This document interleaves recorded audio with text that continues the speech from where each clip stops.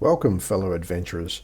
As you may recall in the previous videos, we had to cancel our gun barrel trip, but instead of going home, we decided to continue north. Last episode we had camped just outside of the abandoned town of Whitman. From there, we headed north through Port Hedland and entered the Shire of Broome, where we stopped into 80 Mile Beach for a swim and watch a beautiful sunset. So let's stay tuned, guys, because coming up in this episode we make a quick stop in Broome for resupplies before pushing into Derby, where we prepare ourselves for the Gibb River Road. And Sunday morning, look what we have out here.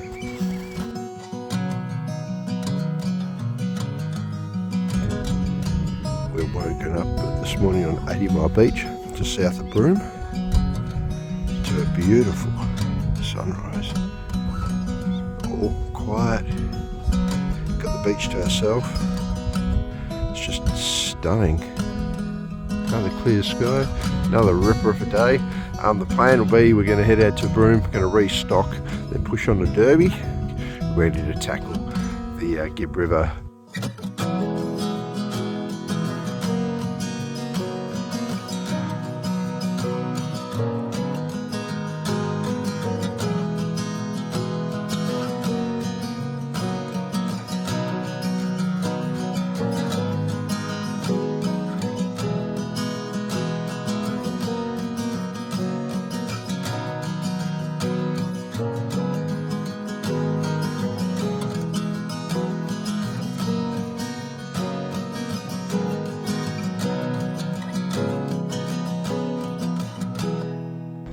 So I just pulled up at Sandfire, little roadhouse on the side of the Great Northern.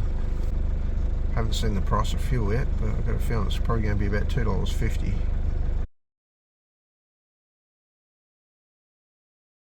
So we've just gone past the Roebuck Roadhouse. We've got 33 k's to Broome, so we're going to swing into Broome. We're going to restock up on a couple of supplies. I've decided if I can find a good priced fishing rod and reel, I'm going to grab some fishing gear, because can't come up here and not at least try to catch a barramundi. That just goes part and parcel, So our time in Broome just ticked away. We went to the pub for lunch, and went to Kmart and the fishing shop. Went to Cable Beach, had a look at that. Went for a quick swim. By the time we'd done all that, it was getting pretty late in the afternoon, so instead of pushing on to Derby, we decided we'd find a spot to set up camp for the night close to Broome, and head out to Derby tomorrow morning. So definitely we stayed in the caravan park just outside of Broome, and not a bad little spot. There's quite a few people there though, but it's not at capacity. But yeah, we had this sweet little spot. Lots of trees everywhere, heaps of birds. Well, it's day 8, guys, and you know what that means? Day 8 is Gibb Day. So we've just left Broome, heading to Derby, and then shooting off to the Gibb. So mate, I am super excited for this trip. There's going to be gorges, there's going to be waterfalls, there's going to be crocodiles, and hopefully there might be a barra, and hopefully it won't be me getting taken by a crocodile while trying to get that barra. But anyway, whatever makes for a good story, let's go, bring it on, the Gibb.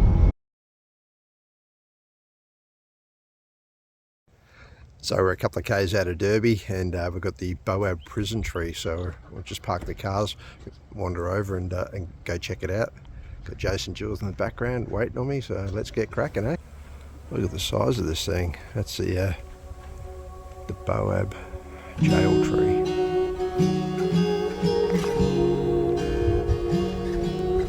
It's still alive, it's healthy, got plenty of seeds on it. Don't know if you can see it on the camera, but bees have started making a nest in there, bee swarm. Up there as well. Yeah, like the leaves with the branches are hollow. But what a magnificent tree. Dark history to it, but the tree lives on, and it's in all its glory.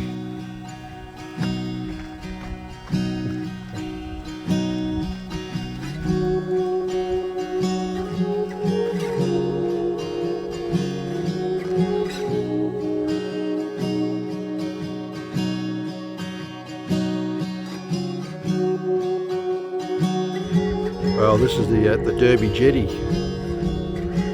Look how how high it is. It has to factor in for the big tides that they get here. Yeah, I was saying you don't want to go swimming down to Derby because look at the beach, but then yeah, I'll look at the sign. I saw that there too. Forget about that. Oh well, never mind. So this is the nut or a seed off a boab tree. Just falls on the ground like so. Apparently it's meant to smell sweet for the animals, so they chew into it or bite into it and spread the seeds that way. It's quite lightweight, and you can hear the seed inside or whatever's inside. So I'm not going to crack that one open because I'm pretty happy with that one. I might keep that, but you know, if I do find a wild animal in my car, I know because you can smell the sweetness of this nut. Gibb River Road, here we go. The turn off is about 20-30 metres up that way, and we are about to do it in the Nav, the mighty Nav. So, Gibb River, look out, you don't know what's coming for you. On the Pesk 4x4 in Derby, Western Australia, for a challenge of a different kind, sorta. We're gonna do the Gibb River Road, west to east, for one reason in mind, and that's to test out the mighty Navara. Pilot Shane Lloyd, can't wait, chomping at the bit. Let's see how it goes. How are you feeling about it, Mr. Lloyd? I'm as ready as I've ever been. I'm ready. The Nav's ready. Question is, are you guys ready to hit the Gibb? Woo yeah! Kick it into that. Seems like he's pumped. Oh yeah. Let's see if the Navara can impress us even more. It's made it to Derby without much hassle. She's running fine, so. It is. And I hope it makes it, because everyone's told me if it doesn't make it, I'm walking home. And it's a long way walk, so I hope it makes it. Well, we will see. They talk about ship boxes on the Gibb River Road. Alright, so we're about to hit the Gibb. 600 and something kilometres from east to west. And yeah, day one on the Gibb.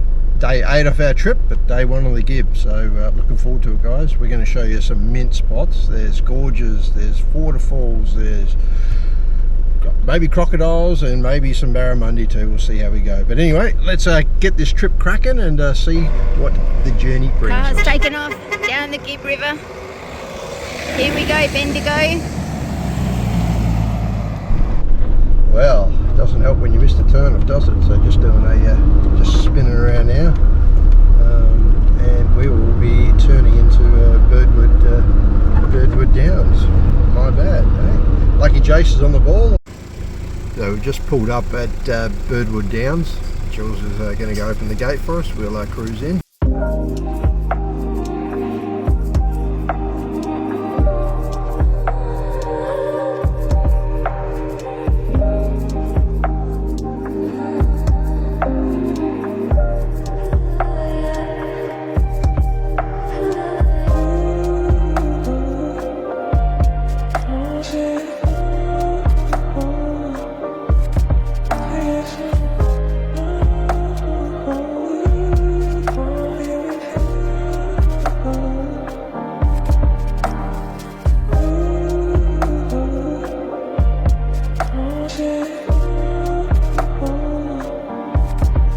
Hi guys, so this is Birdwood Downs.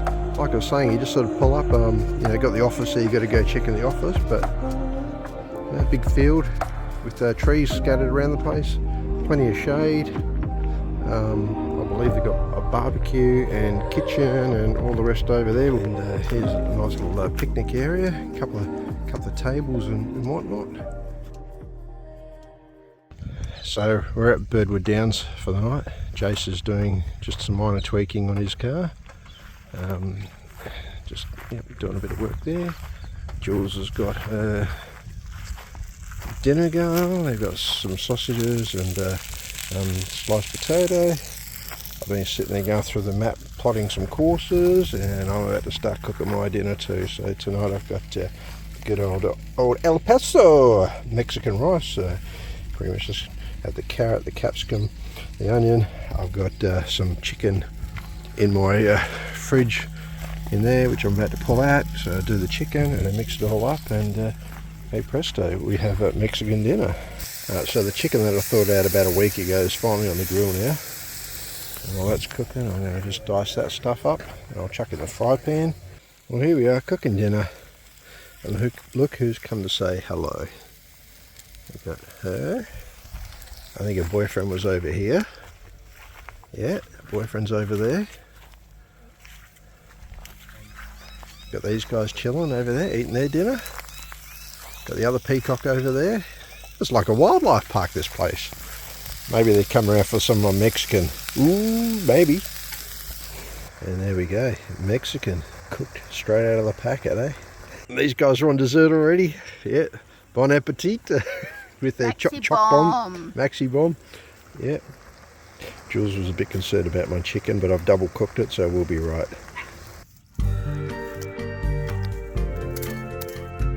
Here's something a bit healthy. There's some carrot for you. No, he just wants my shapes. Why eat vegetables when there's junk food there to be eaten, eh? Yeah, I feel you, buddy. So if you thought episode 5 was fantastic, well, wait till you see what's happening in episode 6, where we hit the Gib. We've got Wajana Gorge, we've got Tunnel Creek, we've got the road, the corrugation, everything in between.